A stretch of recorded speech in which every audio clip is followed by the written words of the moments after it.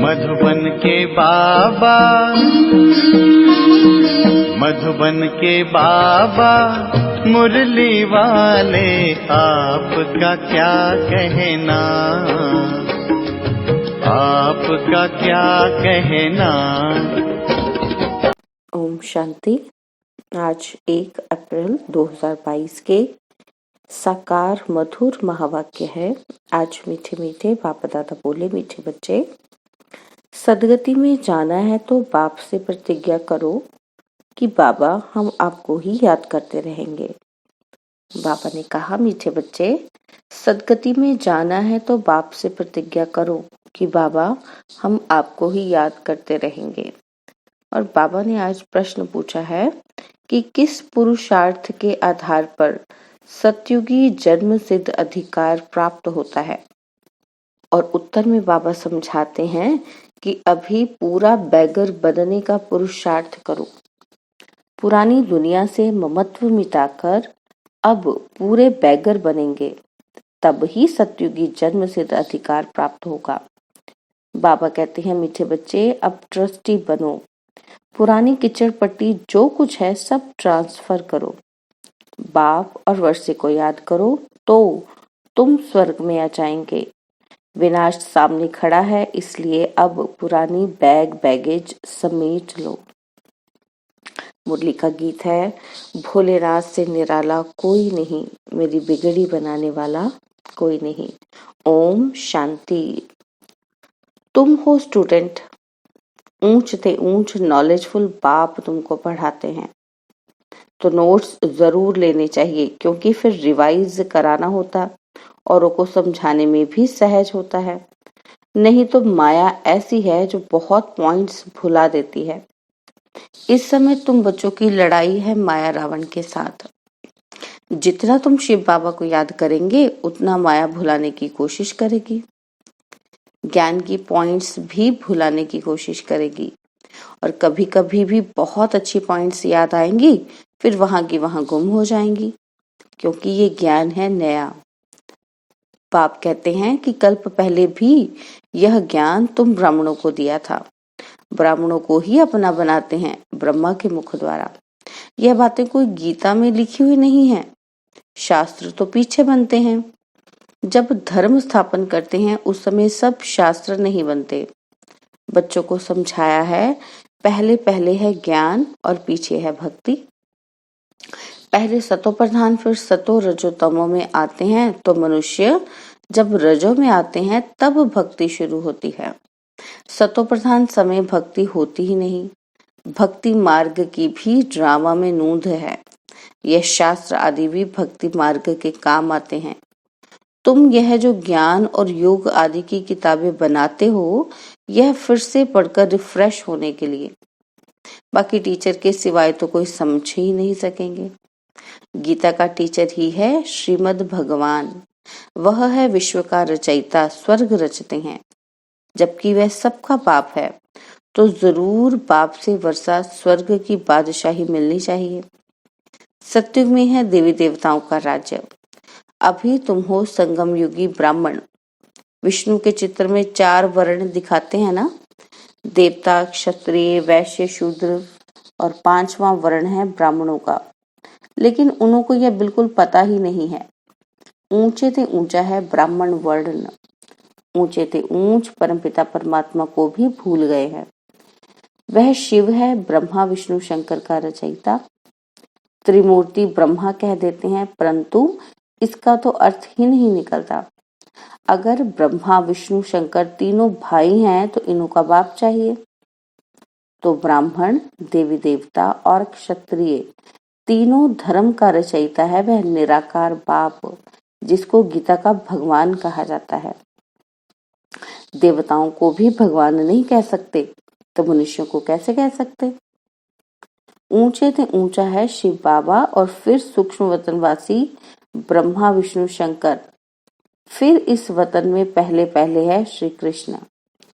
पहले पहले शिव जयंती गाई जाती है, त्रिमूर्ति जयंती कहाँ दिखाते नहीं, क्योंकि तीनों को जन्म कौन देते हैं किसी को पता ही नहीं है। यह बाप ही आकर बतलाते हैं।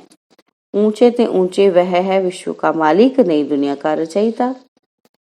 स्वर्ग में ये लक्ष्मी नारायण राज्य करते हैं, सूक्ष्म वतन में तो राजधानी का प्रश्न ही नहीं। यहाँ जो पूज्य बनते हैं उनको ही पुजारी बनना है। देवता, क्षत्रिय, अब फिर ब्राह्मण बने हैं। यह वर्ण भारत के ही हैं और कोई इन वर्णों में नहीं आ सकते। इन 5 वर्णों में सिर्फ तुम चक्कर लगाते हो। 84 जन्म भी तुमको पूरे लेने पड़ते हैं। तुम जानते हो बरोबर हम भारतवासी जो देवी देवता धर्म वाले हैं वही 84 जन्म लेंगे। यह ज्ञान का तीसरा नेत्र सिर्फ तुम ब्राह्मणों का ही खुलता है, फिर ये ज्ञान ही प्रायलोप हो जाता है। फिर गीता शास्त्र कहाँ से आया? क्राइस्ट जब धर्म स्थापन करते हैं तब बाइबल नहीं सुनाते हैं, वह धर्म स्थापन करते हैं पवित्रता के बल से। बाइबल आदि तो बाद में बनते हैं, जब उनकी वृद्धि होती है तब चर्च आदि बनते हैं। वैसे ही आधा कल्प के बाद भक्ति मार्ग शुरू होता है। पहले होती है अव्यभिचारी भक्ति एक की, फिर ब्रह्मा विष्णु शंकर की। अभी तो देखो 5 तत्वों की भी पूजा करते रहते हैं। इसको कहा जाता है तमो प्रधान पूजा। वह भी होनी है जरूर। भक्ति मार्ग में शास्त्र भी चाहिए। देवी देवता धर्म का शास्त्र है गीता। ब्राह्मण धर्म का कोई शास्त्र नहीं है। अब महाभारत लड़ाई का भी वृत्तांत गीता में है। गाया हुआ है रुद्र ज्ञान यज्ञ से विनाश ज्वाला निकली। जरूर जब विनाश हो तब तो सत्युग की राजधानी स्थापन हो। तो भगवान ने यह यज्ञ रचा है, इसको रुद्र ज्ञान यज्ञ कहा जाता है। ज्ञान भी शिव बाबा ही देते हैं। भारत का शास्त्र वास्तव में एक है। जैसे क्राइस्ट का बाइबल है, उसकी जीवन कहानी को ज्ञान नहीं कहा जाता है। अपना है ज्ञान से मतलब। ज्ञान देने वाला भी एक है, वही विश्व का मालिक है, बल्कि उसको ब्रह्मांड का मालिक कहा जाएगा। सृष्टि का मालिक वह नहीं बनते, तुम बच्चे सृष्टि के मालिक बनते हो। बाबा कहते हैं हम ब्रह्मांड के मालिक जरूर हैं। तुम बच्चों के साथ ब्रह्म लोक में रहते हैं। जैसे बाबा वहां रहते हैं, हम भी वहां जाएंगे तो हम भी मालिक ठहरे। बाप कहते हैं तुम सब आत्माएं मेरे साथ ब्रह्मांड में रहती हो, तो हम भी और तुम भी ब्रह्मांड के मालिक हैं। परंतु तुम्हारा पद मेरे से ऊंचा है। तुम महाराजा महारानी बनते हो, तुम ही पूज्य से फिर पुजारी बनते हो। तुम पतितों को मैं आकर पावन बनाता हूँ। मैं तो जन्म मरण रहित हूँ, फिर साधारण तन का आधार ले सृष्टि के आदि मध्य अंत का राज तुमको बताता हूँ। ऐसा कोई भी विद्वान पंडित नहीं जो ब्रह्मांड, सूक्ष्म वतन और सृष्टि चक्र के राज को जानता हो, सिवाय तुम बच्चों के। तुम जानते हो ज्ञान का सागर, पवित्रता का सागर तो परमपिता परमात्मा ही है। उनकी महिमा गाई ही तब जाती है जबकि हमको ज्ञान देते हैं। अगर ज्ञान नहीं दे तो महिमा कैसे गाई जाए? वह एक ही बार आकर बच्चों को वर्षा देते हैं 21 जन्मों के लिए। 21 जन्मों की लिमिट है, ऐसे नहीं कि सदैव के लिए दे देते हैं। 21 पीढ़ी अर्थात 21 बुढ़ापे तक। पीढ़ी बुढ़ापे को कहा जाता है। 21 पीढ़ी तुमको राज्य भाग्य मिलता है। ऐसे नहीं कि एक के पिछाड़ी 21 कुल का उद्धार हो जाएगा। यह तो समझाया है कि इस राजयोग से तुम राजाओं का राजा बनते हो, फिर वहां ज्ञान की दरकार ही नहीं रहती। वहां तुम सदगति में हो। ज्ञान तो उनको चाहिए जो दुर्गति में हो, ठीक है ना? तो बाबा कहते माया रावण ने तुमको दुर्गति में लाया है। तो बाबा कहते अभी तुम सदगति में जाते हो, दुर्गति में लाया है माया रावण ने।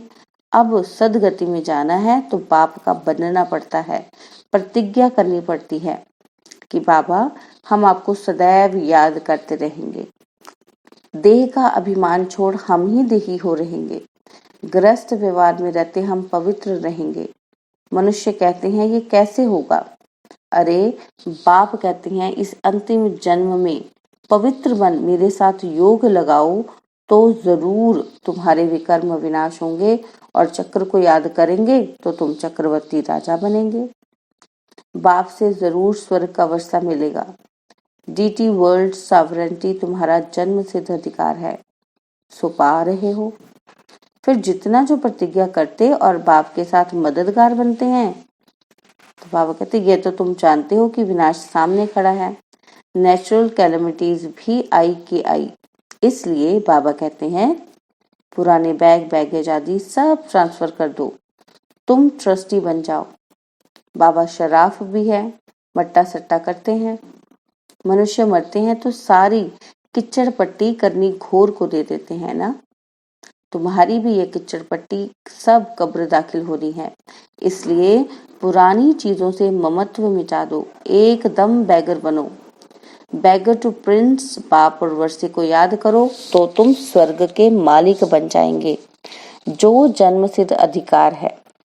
कोई भी आता है तो उनसे पूछो विश्व का रचयिता कौन? गॉडफादर है ना, स्वर्ग है ही नहीं रचना। जबकि बाप स्वर्ग रचते हैं तो फिर नरक में क्यों? स्वर्ग के मालिक क्यों नहीं बनते हैं? तुमको नरक का बादशाह बनाया है माया रावण ने। बाप तो स्वर्ग का बादशाह बनाने वाला है। रावण दुखी बनाते हैं, तब रावण से तंग होकर उनको जलाने की कोशिश करते हैं, परंतु रावण जलता ही नहीं। मनुष्य समझते ही नहीं कि रावण क्या चीज है। कहते हैं 3000 वर्ष बिफोर क्राइस्ट गीता सुनाई, परंतु उस समय कौन सी नेशनैलिटी थी वह समझाना चाहिए ना। माया ने बिल्कुल ही पतित बना दिया है। कोई को भी पता ही नहीं कि स्वर्ग का रचयिता कौन है। एक्टर्स होते हुए ड्रामा के क्रिएटर डायरेक्टर को ना जाने तो क्या कहेंगे। बड़े से बड़ी लड़ाई है ये महाभारत लड़ाई, विनाश के लिए। गाया भी जाता है ब्रह्मा द्वारा स्थापना, ऐसे नहीं गाया जाता कि कृष्ण द्वारा स्थापना।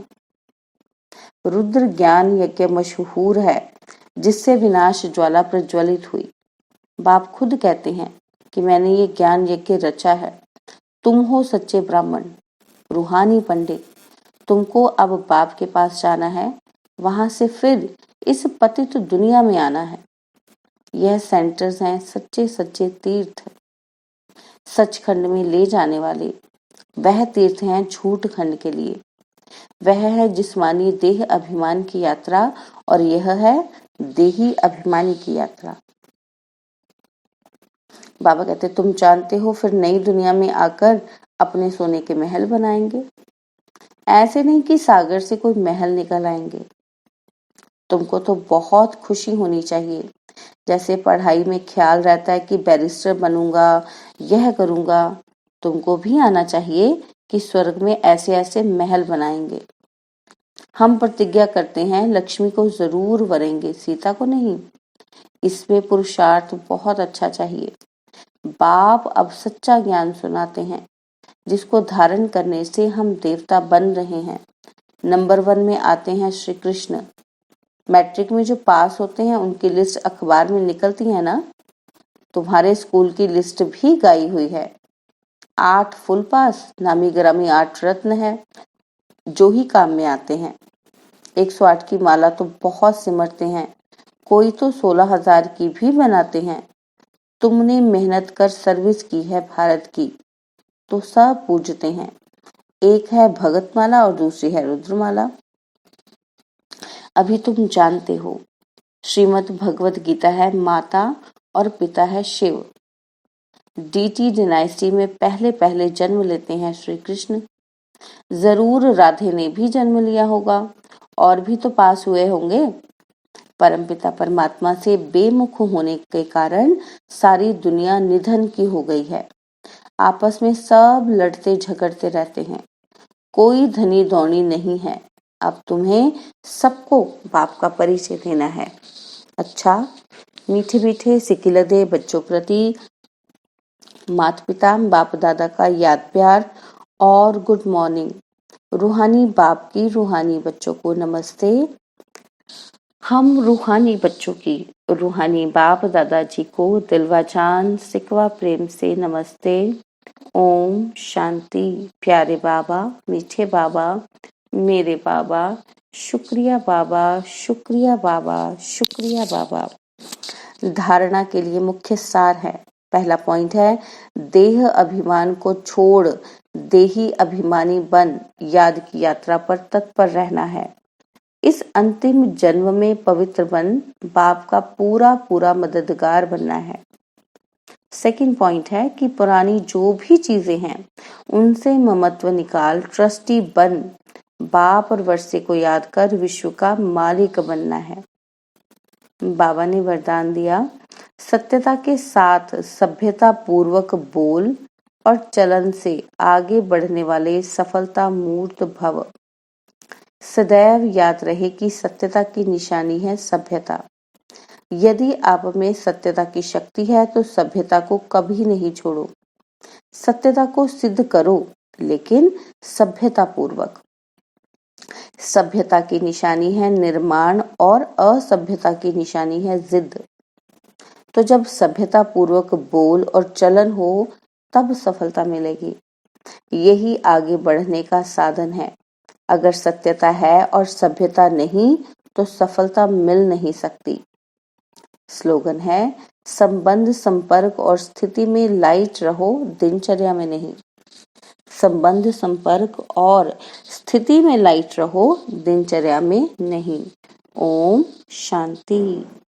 और अब यह एक बहुत अच्छी वीडियो भी जरूर देखें।